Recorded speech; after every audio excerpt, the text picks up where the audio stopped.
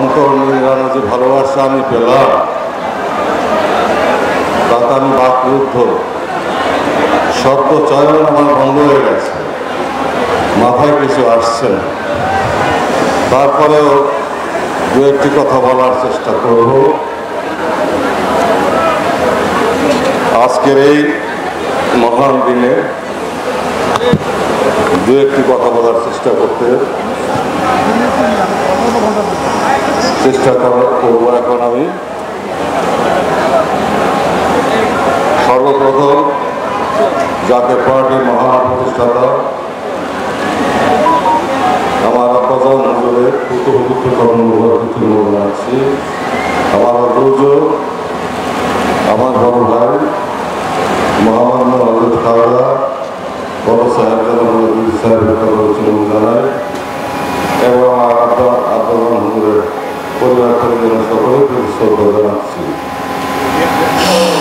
আমার প্রান্তীয় ভাই বোনেরা, এই ঐতিহাসিক স্থান জাতির জনক বঙ্গবন্ধু স্মৃতিধন্য স্থান, ঐতিহাসিক এই স্থানে স্বাধীনতা ঘোষিত হয়েছিল। ঐতিহাসিক এই স্থানে আত্মসমর্পণ অনুষ্ঠান অনুষ্ঠিত হয়েছিল। আজকে সেই স্থানে কালের ধারাবাহিকতায় এবং সময়ের দাবিতে আমরা আজকের কাউন্সিল অধিবেশনে মহাসমাবেশ করছি। ভাই বোনেরা আমার, আপনাদের সবার উপরে আল্লাহর রহমত বর্ষিত হোক। আসসালামু আলাইকুম ওয়া রাহমাতুল্লাহি ওয়া বারাকাতুহু। জাতীয় পার্টি একটি আদর্শ, যেই আদর্শের পথে মানুষ মুক্তি পেতে পারে, যেই আদর্শের পথে মানুষ শান্তি পেতে পারে, সেই শিক্ষাই আমার আব্বা হুজুর দিয়ে গেছেন। ৭৭ বছর আগে থেকে শুরু করেছিলেন, ৩৪ বছর আগে জাতীয় পার্টি প্রতিষ্ঠিত হয়েছে। সেই শিক্ষায় শিক্ষিত হয়ে আমরা পথ চলি, আপনারা পথ চলেন। তাই আমরা নীতি নৈতিকতাকে প্রাধান্য দেই। আমরা মানব প্রতি দানের কাজ করি না, আমরা মানুষ শয়তান নই। কিন্তু দুর্ভাগ্যজনক হলেও বাংলাদেশে মানুষ শয়তানের সংখ্যা বৃদ্ধি পেয়েছে। আজকে দেশের পরিস্থিতি সম্পর্কে আমি বিগত বিশ্ব ইসলামী সম্মেলনের শেরপুরে এবং লাইলাতুল বরাতে শেরপুরে আমি যেসব কথাগুলি বলেছিলাম অক্ষর অক্ষর বলেছে। এটা কোনো ঐশী শক্তি নয়, এটা মস্তিষ্ক প্রসূত হিসেব নিকেশ। সেই হিসেব নিকেশ করেই আমি বলেছিলাম। আমি আবার বলছি, দেশের সামনে দুর্যোগের ঘটনা কালো মেঘ ধেয়ে আসছে। দেশি বিদেশি চক্রান্ত অব্যাহত আছে এবং সেই চক্রান্তের সাথে এদেশের সকল রাজনৈতিক দল জড়িত আছে কোনো না কোনো বলে। এবং জাতির জনক বঙ্গবন্ধু শেখ মুজিবুর রহমানের শাহাদাতের পরে বাংলাদেশে একটি নির্বাচন নিরপেক্ষ হয় না। নির্বাচন নামে খেলা হয়েছে। প্রশাসনকে ব্যবহার করে, আইন শৃঙ্খলা রক্ষাকারী বাহিনীকে ব্যবহার করে নির্বাচন করা হয়েছে এবং চক্রান্তকারীরা তাদের পক্ষে ফলাফল নিয়ে গেছে। আমরা এই ধরনের গণতন্ত্র দেখতে চাই না। আমরা সত্যিকার অর্থে গণতন্ত্র চাই, উন্নয়নের জিনিস আর গণতন্ত্র এক জিনিস। উন্নয়ন পৃথিবীর বহু ডিক্টেটর করেছে, বহু স্বৈরাচার উন্নয়ন করেছে, সারা জগতের দিকে যদি তাকান, সাদ্দাম হোসেন, লিবিয়ার গাদ্দাফি, তারা কি উন্নতি করে নাই? কিন্তু জনগণের সমর্থন তারা পায় না। পাকিস্তানের আইয়ুব খান তদানীন্তন সময় উন্নতি করে নাই, জনসমর্থন পায় না। তারপরে শাসন উন্নতি করে নাই, জনসমর্থন পায় না। কেন পায় না? কারণ মানুষ উন্নয়ন যেমন চায়, তার চেয়ে বেশি চায় গণতান্ত্রিক অধিকার, মুক্ত চিন্তার স্বাধীনতা, প্রাণ খুলে কথা বলার অধিকার। মানুষ ভয়ে ভয়ে এখন কথা বলে, টকশোতেই বলেন, প্রকাশ্যেই বলেন, হাটে বাজারে বলেন, চায়ের দোকানে বলেন, গ্রামগঞ্জ পর্যন্ত সব জায়গায় মানুষ ভয়ে ভয়ে কথা বলে যে কোন কথা বলবো আবার মামলায় ভাষায় দিবে। এই জন্য জনগণ সন্তুষ্ট নয়। জনগণ প্রথমে তার বাক স্বাধীনতা চায়, তারপর তার গণতান্ত্রিক অধিকার চায়, শান্তিপূর্ণভাবে যার যার ভোট দিতে চায়, তারপর উন্নয়ন চায়। অতএব উন্নয়ন করলেই আপনি বা আপনারা যারা রাজনীতি করেন আপনার দেশের মানুষের সমর্থন পাবেন, এটা কিন্তু আশা করবেন না। এই পর্যন্ত বঙ্গবন্ধু শাহাদাতের পরে যারা ক্ষমতায় ছিল তাদের আমল থেকেই দেশের বাহিরে টাকা পাচার শুরু হয়েছে এবং অদ্যাবধি তা চালু আছে। পাকিস্তানের 22 পরিবারের বিরুদ্ধে সংগ্রাম করে এদেশের মানুষকে বাঁচানোর জন্য শোষণের হাত থেকে 30 লক্ষ মানুষ তাজা রক্ত, বুকের তাজা রক্ত ঢেলে দিয়েছে। 2 লক্ষ মা বোন সন্দেহ হারিয়েছে এই বাংলাদেশ দেখার জন্য না। দুটি বৃহৎ দলের কারণে, জাতির জনকের শাহাদাতের পরে দুটি বৃহৎ দলের কারণে, আমি নাম উল্লেখ করব না, এদেশে গণতন্ত্র প্রতিষ্ঠিত হয় নাই। পরস্পর সংঘাতমুখী এবং পরস্পর প্রতিহিংসামূলক মনোবৃত্তি সম্পন্ন এই দুটি দল এক দল আরেক দলকে নিশ্চিহ্ন করে দিতে চায় দুনিয়া থেকে। এটা কোনো গণতান্ত্রিক নীতির নৈতিকতা হতে পারে না। গণতন্ত্র ষড়যন্ত্রের মাধ্যমে প্রতিষ্ঠিত হয় না। গণতন্ত্র তার নিজস্ব নিয়মে প্রতিষ্ঠিত হয়, স্বচ্ছতার ভিত্তিতে, নৈতিকতার পথে গণতন্ত্র প্রতিষ্ঠিত করতে হয়। আর এই দুটি দলের কারণে গণতন্ত্র কিন্তু ইতিহাসে দেখা যায় গণতন্ত্র বারবার মুখ থুবড়ে পড়েছে এবং অসাংবিধানিক শক্তি ক্ষমতায় এসেছে এই দুটি দলের কারণে। আমরা পরিবর্তন চাই। আজ বাংলাদেশে দুর্ভিক্ষের ঘনঘটা সামনে আসতেছে। ইতিমধ্যেই জিনিসপত্রের দাম বাড়া শুরু হয়েছে। ভারত খাদ্যশস্য রপ্তানি বন্ধ করে দিয়েছে। পৃথিবীর অনেক দেশ খাদ্যশস্য রপ্তানি বন্ধ করে দিচ্ছে, কিন্তু আমাদের হুঁশ নাই। আমরা মিথ্যাচারের উপরে দেশের মানুষকে হাতে রাখতে চাই, কিন্তু সত্য তো গোপন থাকে না। বাস্তবতা কাউকে খাতির করে না। আমি কারো বিরুদ্ধে নই, আমি কারো শত্রুও নই, আমি দেশের মানুষের সাথে আছি। আমি 14 দলেও নাই, আমি 35 দলেও নাই, 34 দলেও নাই।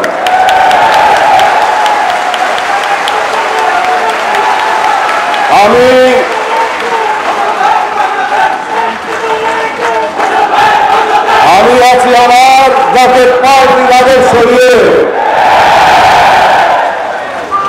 মানুষের মূল মনন পরিবর্তন করে সততা ফিরিয়ে আনতে হবে। রাষ্ট্রীয় অর্থ সম্পদ লুট করা বন্ধ করতে হবে। দেশের মানুষকে বাঁচাতে হবে। 1% করতে দেওয়া হবে না। এদেশের সবাই ধনী হয়ে ওঠানো চায়, কিন্তু যে পথে ঘুরছে সেই পথে ভবিষ্যৎ অন্ধকার, এতে কোনো সন্দেহ নাই। তদুপরি দেশকে রক্তক্ষয়ী সংঘাতের দিকে এগিয়ে যাওয়া হচ্ছে। সামনে নির্বাচন আসছে। নির্বাচনকে সামনে নিয়ে এখন তো বৃষ্টি বাদলের সময়, তাই নয় কি? এই বৃষ্টিটা যখন বন্ধ হয়ে যাবে, বন্যাটা যখন চলে যাবে, তারপর দেখবেন খেলা। তারপর দেখবেন খেলা। কারণ এক পক্ষ যদি সরকারকে উৎখাত করতে ব্যর্থ হয় এবং নির্বাচনকে ব্যর্থ করতে ব্যর্থ হয়, তাহলে তাদের অস্তিত্ব থাকবে না। তাই তারা সর্বশক্তি দিয়ে নির্বাচনকে বন্ধ করতে চাবে এবং সরকারকে উৎখাত করার চেষ্টা করবে গণঅভ্যুত্থানের মাধ্যমে। ব্যর্থ হলে নির্বাচন বন্ধ করতে চাবে। তাতে যদি ব্যর্থ হয়, নির্বাচন যদি হয়ে যায়, তাহলে তাদের অস্তিত্ব থাকবে না। এটা তারা খুব ভালো করেই বুঝে, ভালো করেই বুঝে। অন্যদিকে সরকার যদি ক্ষমতায় থাকতে না পারে, সরকার যদি ক্ষমতায় থাকতে না পারে, বিরোধী দলের আন্দোলনের সরকারের যদি পতন হয়, তাহলে এই সরকার বিপদের মহাসমুদ্রে পড়ে যাবে। এটাও তারা বুঝে। এবং স্বাধীনতার পরে বঙ্গবন্ধু শাহাদাতের পর থেকে এই পর্যন্ত আমরা দেখেছি এই যে পারস্পরিক জিঘাংসা এবং পারস্পরিক হানাহানি, মারামারি, এক পার্টি আর এক পার্টিকে নিষ্পেষণ করে দেওয়া, আর এক পার্টি আর এক পার্টিকে দুনিয়া থেকে মুছে দেওয়া, হত্যাকাণ্ডের মাধ্যমে, গুম খুনের মাধ্যমে, এটা শুধু এক দল না, এটা বৃহৎ দলগুলি সবাই কিন্তু এই কাজ করে চলছে। এইভাবে দেশের ভবিষ্যৎ ভালো হতে পারে না। আমি পরিষ্কার ভাষায় বলে যাই, দুর্ভিক্ষ আসছে সামনে। এখন থেকেই প্রস্তুত হতে হবে। আমি শেরপুরে 1 বছর আগে বলেছিলাম 3 বছরের খাদ্য মজুত করেন। তখন আমাদের হাতে $44 বিলিয়ন রিজার্ভ ছিল। আজকে সেই রিজার্ভ এসে নেমেছে $23.8 বিলিয়ন। তখন যদি আমরা খাদ্যশস্য অন্তত পক্ষে 1 বছরের খাদ্যশস্য যদি আমরা মজুত করতাম, তাহলে আমরা চিন্তামুক্ত থাকতে পারতাম। আজকে দেখেন আলুর বাজার, আজকে দেখেন পেঁয়াজের বাজার, ধীরে ধীরে সবই আপনারা দেখবেন, ধীরে ধীরে। এবং বিপরীত পক্ষ যারা আছে, তারা যখন ক্ষমতায় ছিল কি করেছে সেটাও তো আমরা দেখেছি। তারাও তো রক্তে বন্যায় দেশকে ভাসিয়েছে। আমরাই তো তাদেরকে ক্ষমতাচ্যুত করার পথ তৈরি করে দিয়েছিলাম, যদিও তার কোন স্বীকৃতি আমরা পাই না, আমাদেরকে মূল্যায়নও করা হয় না। তাতে আমাদের কিছু আসে যায় না, কারণ আমরা কোনোভাবে লেজুর নই। আমাদের মহাজোট হচ্ছে দেশের গরিব দুঃখী মেহনতি জনতার সাথে, দেশবাসীর সাথে, গরিব মানুষের সাথে আমাদের মহাজোট। আমাদের সেই মহাজোটকে আমরা অগ্রসর হব। সময় কথা বলবে, সময় কথা বলবে। দেখিনি সেদিন গেলে পুরি বলে এক বাবু সাহেব তারে ঠেলে দিল নিচে ফেলে, চোখ ফেটে এলো জল, এমনি করিয়া জগৎ জুড়িয়া মার খাবে দুর্বল। জাতীয় কবি লিখেছেন, এই যে এখানেই শুয়ে আছে। আজকে পাকিস্তানের সেই ষড়যন্ত্রের খেলা থেকে বাঁচার জন্য 30 লক্ষ মানুষ শহীদ হলো, বুকের তাজা রক্ত ঢেলে দিল, 2 লক্ষ মা বোন সম্ভ্রম হারালো।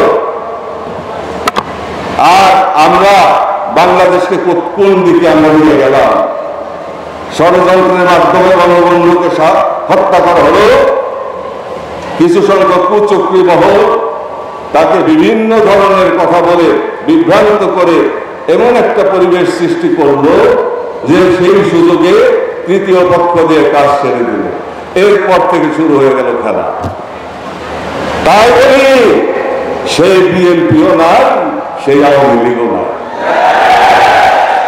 বঙ্গবন্ধু, আওয়ামী লীগ আর জিয়ার বিএনপি না।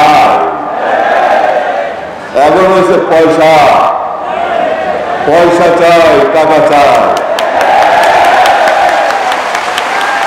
100 কোটি টাকা খরচ করবে হইতে 1 লক্ষ কোটি টাকা কামাই করে নিয়ে যাব দেশের বাইরে। বেশি দিনের খেলা চলবে না, এটা বন্ধ করা হবে, বন্ধ হবে। তবে সেজন্য দেশবাসীকে প্রস্তুত করতে হবে মানসিকভাবে। সাংবাদিক ভাইদেরকে বলতেছি, আপনারাও বস্তুনিষ্ঠ সাংবাদিকতা করেন, যেমন স্বাধীনতা যুদ্ধের সময় করেছিলেন। তারা আজকে স্মরণীয় বরণীয় হয়ে আছে। যেরকম স্বাধীনতা উত্তরকালে বঙ্গবন্ধুর আমলেও কিন্তু জার্নালিজম ছিল না, জার্নালিজম দলীয় ছিল না, সত্য কথা সবাই লিখত, সেজন্য সম্মানিত ছিলেন।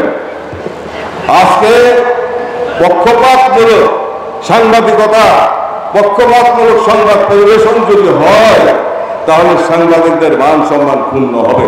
আপনাদের উপর আস্থা থাকবে না জনগণের এক সময়। যে ইংরেজরা লিখে এটা আসলে সত্য কথা না, তখন তারা ওই যে ফেসবুকের দিকে তাকাবে, বিদেশি নিউজের দিকে তাকাবে, বিদেশি নিউজের দিকে তাকাবে।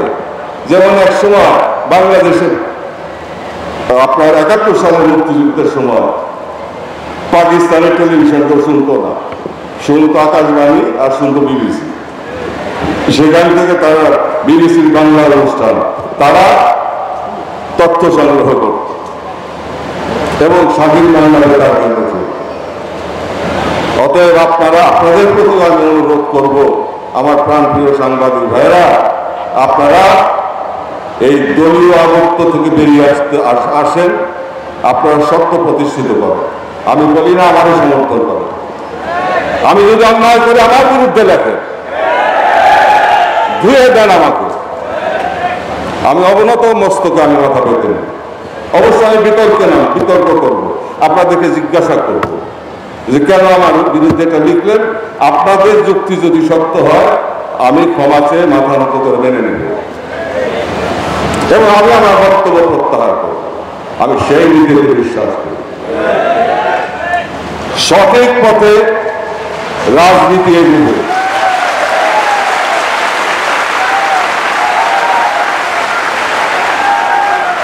যতদিন পর্যন্ত বৃহৎ এই দুইটি দল বর্তমান আছে এবং দেশবাসীকে বিভিন্নভাবে প্রলুব্ধ করে, তাদেরকে, যেহেতু আমাদের দেশের গরিব দুঃখী মেহনতি জনতা, তারা সবকিছু বুঝে না, সরল, তাদেরকে যতদিন পর্যন্ত কুক্ষিগত করে রাখতে পারছে, কালো টাকা ছড়িয়ে এবং ব্যালট ছিনতাই করে, ব্যালটে সিল মেরে অথবা ফলাফল উল্টে দিয়ে, যাকে বলে মিডিয়া কু, উল্টে দিয়ে যতক্ষণ পর্যন্ত এই দুটি দল এই খেলা চালাবে, ততদিন পর্যন্ত গণতন্ত্র প্রতিষ্ঠিত হবে না। এখনো মানুষ কিছুটা সক্ষম, খাদ্যদ্রব্য কিনে কোন রকমের যা জীবন ধারণ করছে, কিন্তু এই পরিস্থিতি কিন্তু সামনে পরিবর্তন হবে। আমি একটি কথা বলি যে ভারতবর্ষে একটি ভয়াবহ যুদ্ধ, ভারত, চীন, পাকিস্তান এই তিন দেশের মধ্যে একটা ভয়াবহ যুদ্ধ লাগানোর ষড়যন্ত্র হচ্ছে। সেজন্যই বাংলাদেশের উপরে এইভাবে চোখ পড়েছে, এই জন্যই বাংলাদেশের উপরে এত গুরুত্ব পৃথিবীর এত দেশ থাকতে। কারণ বাংলাদেশ হচ্ছে আকিয়াবের পাশে, এই ভারত মহাসাগর সহ বঙ্গোপসাগর হয়ে সাউথ ইস্ট এশিয়া পর্যন্ত নিয়ন্ত্রণ করতে গেলে বাংলাদেশের প্রয়োজন। এটা শুধু মার্কিন যুক্তরাষ্ট্রেরই না, এটা শুধু ভারতেরই নয়, এটা শুধু চীনেরই নয়, সবারই। বাংলাদেশকে ধরে রাখতেই হবে। তাদের যারা চায় তাদের বলে, তো সঙ্গত কারণেই আমি বলবো আমাদেরকে খুব হিসাব করে চলতে হবে। যদি ভারতবর্ষ বিরুদ্ধে, যেটা ওবামা বলেছে, যখন মাননীয় নরেন্দ্র মোদী যখন আমেরিকা সফরে যায়, তখন ওবামা বলেছিল যে আমার সাথে যদি সরাসরি দেখা হতো, আমি যদি দেখা তার সাথে করতাম, কারণ ভারত সম্পর্কে এবং মোদী সম্পর্কে আমি খুব ভালো করেই জানি, যদি আমার সাথে দেখা হতো আমি বলতাম আপনি যেই পথ ধরে বুঝছেন ভারত ভেঙে টুকরো টুকরো হয়ে যাবে। এটা হচ্ছে একটা ইঙ্গিত। এটা বর্তমান প্রেসিডেন্ট বাইডেন না বলে ওবামার মুখ দিয়ে বলিয়েছে। অতএব এই সব ইস্যু নিয়ে পাকিস্তানের যে অবস্থা এবং সেখানে যুদ্ধ প্রস্তুতি, সবকিছু মিলিয়ে এমন একটা পরিবেশ তৈরি করা হচ্ছে যে একটা ভয়াবহ রক্তক্ষয়ী যুদ্ধ হবে। সেটা 1 বছর পরেই হোক বা 2 বছর পরেই হোক, ভয়াবহ যুদ্ধ হবে অনিবার্য। এবং সেটা বিশ্বরাষ্ট্র কিন্তু বাংলাদেশের উপরে এসে পড়বে। আমি সেজন্য দেশবাসীকে সতর্ক করছি, এখন হাসি খেলার সময় নয়, এখন তামাশা করার সময় নয়, এখন দেশ রক্ষার সময় আর গণতন্ত্র প্রতিষ্ঠিত করার সময়। গণতন্ত্র স্বচ্ছতার পথে, ন্যায়ানুবর্তিতার পথে গিয়ে গণতন্ত্রের আইন অনুযায়ী গণতন্ত্র প্রতিষ্ঠিত করতে হবে, যেটা সভ্য দেশসমূহে হয়ে থাকে। আর আমরা যদি অসভ্য হয়ে থাকি তাহলে আমাদের কপাল পুড়বে।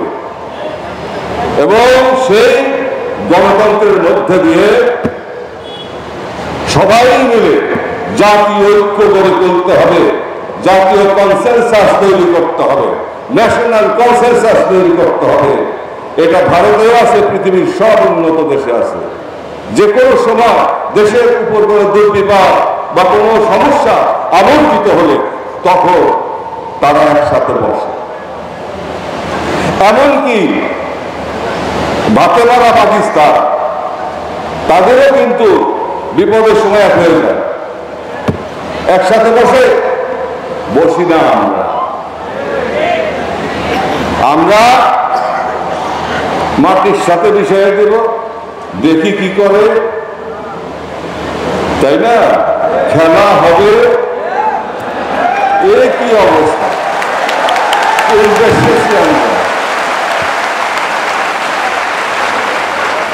কি খেলা হবে? রক্তের খেলা, রক্তের হোলি খেলা হবে। আমরা থাকতে রক্তের হোলি খেলা হতে দেব না। আমরা শেষ পর্যন্ত দেখব।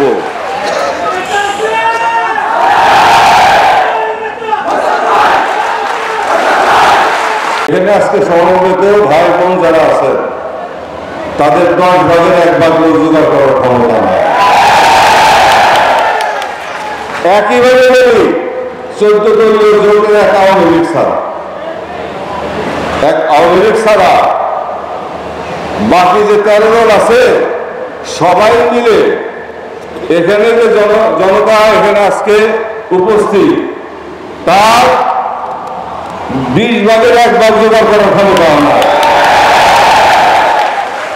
অথচ তাদের খবর পত্রিকায় বিরাট করে। এরা হইতেছে অনেকটা সহযোগী সংগঠনের মতো। ওই 36 দলের 35 দলই সহযোগী সংগঠন, আর বাকি বাকি যে আছে 14 দল 13 দলই সহযোগী সংগঠন, এদের নিজের পায়ে বল নাই।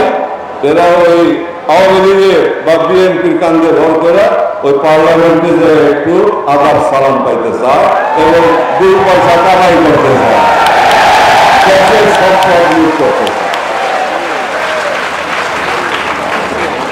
তা না হলে এদের কোনো দাম আছে নাকি? আদর্শ বিবর্তিত রাজনীতি এবং সেই রাজনীতিকদের কোন মূল্য থাকে না, সম্মানও থাকে না, সবাই জানে, হাসাহাসি করে। কিন্তু ওনাদের লাজ লজ্জা নাই।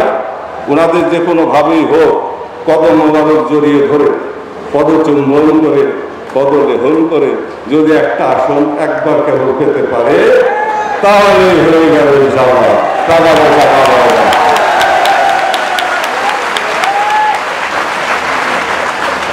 এই হইতেছে ঘটনা, এই হইতেছে অবস্থা, এই হইতেছে ঘটনা, এই হইতেছে অবস্থা।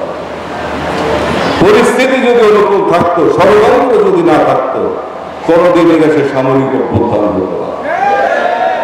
সুষ্ঠু গণতন্ত্রের ভিত যদি আমরা রচনা করতে পারতাম, সবাই মিলে জাতীয় স্বার্থে একটা কনসেনসাস আসতে পারতাম, কতগুলি বিশেষ পয়েন্টের উপরে আমরা যদি ঠিক করে নিতে পারতাম এবং তার উপরে আমরা ঐক্যমত পোষণ করতাম, তাহলে কোনদিন সামরিক শাসন আসতো না এবং গণতন্ত্র পবিত্রতার আবহে বিরাজ করত। আজকে 100 কোটি 200 কোটি টাকা খরচ হয় এমপি নির্বাচনে।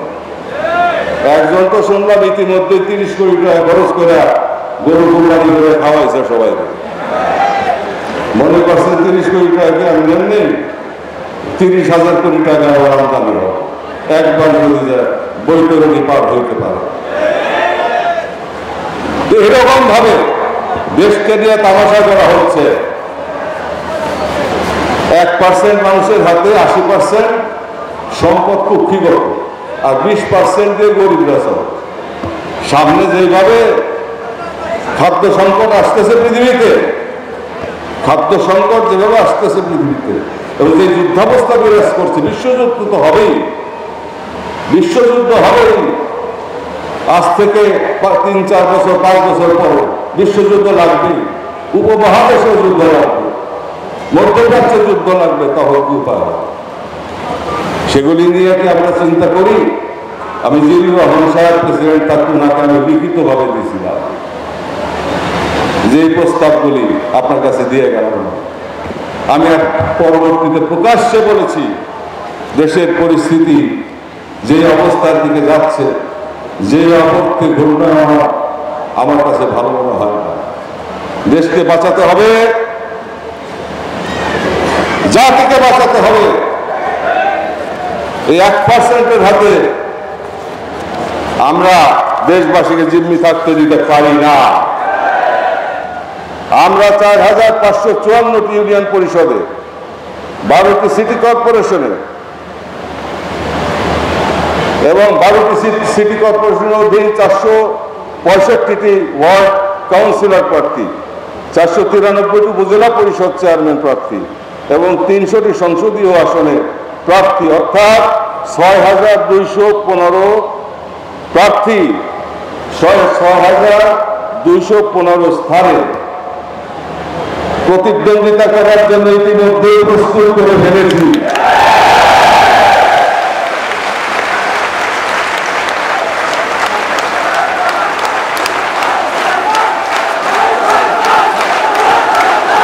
আমার কথা হচ্ছে, আদর্শ যাবে আগে, নৈতিকতা যাবে আগে, ক্ষমতা আসবে পিছনে। যেমন বঙ্গবন্ধু আদর্শের পথে অগ্রসর হয়েছে, ক্ষমতা তার পিছনে এসেছে।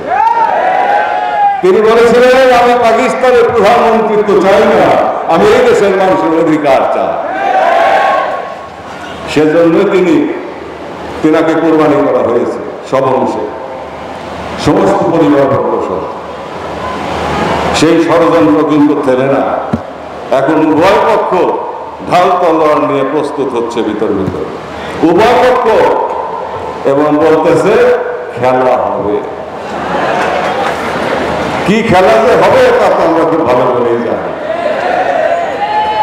তবে খেলা যদি আমাদের জাতির ধৈর্য এবং সহ্যের সীমার বাহিরে চলে যায় এবং দেশকে যদি গৃহযুদ্ধের দিকে ঠেলে দেওয়া হয়, তাহলে আমরা 21 লক্ষ নেতা কর্মী, আত্মত্যাগী নেতা কর্মী, আত্মত্যাগী বলছি আমরা বসে থাকবো না।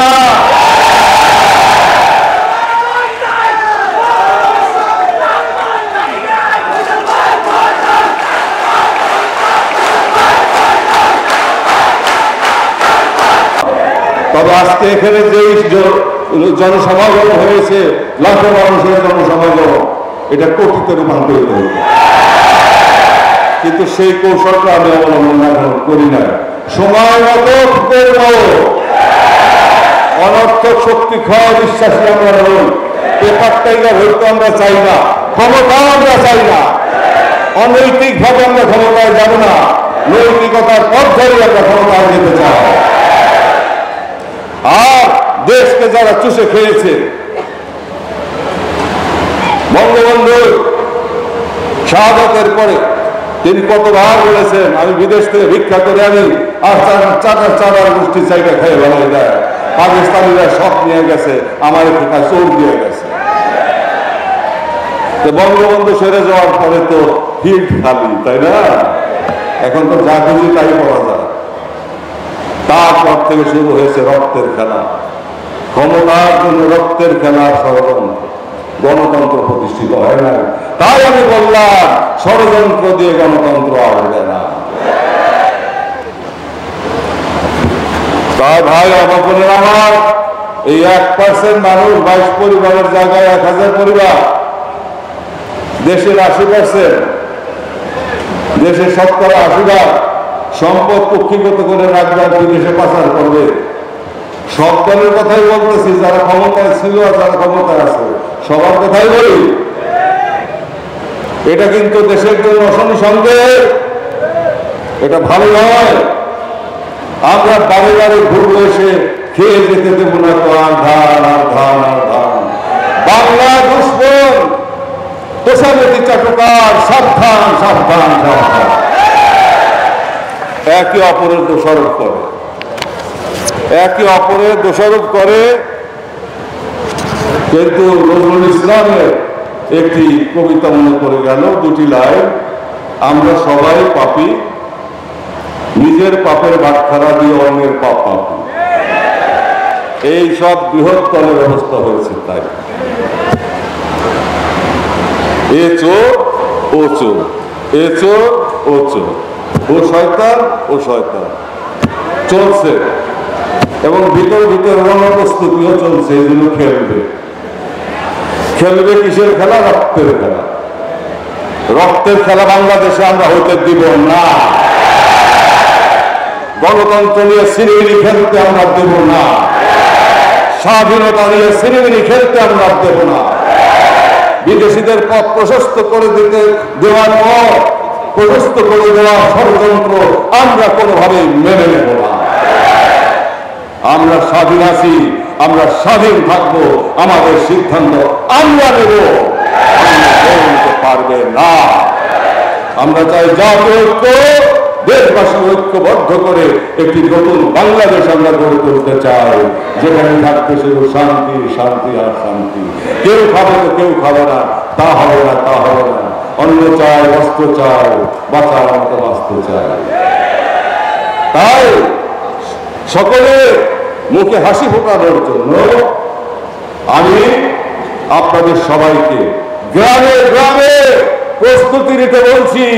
আপনারা কেউ ঘরে বসে থাকবেন না, মনে রাখবেন এবারে সংগ্রাম বাংলাদেশকে রক্ষা করার সংগ্রাম, এবারে সংগ্রাম প্রকৃত গণতন্ত্র প্রতিষ্ঠার সংগ্রাম। আপনাদের সবার উপরে আল্লাহ তাআলার অপার করুণা বর্ষিত হোক। আমিন আমিন সুম্মা আমিন। ওয়া আখিরু দাওয়ানা আলহামদুলিল্লাহি রাব্বিল আলামিন। আসসালামু আলাইকুম ওয়া রাহমাতুল্লাহি ওয়া বারাকাতুহু।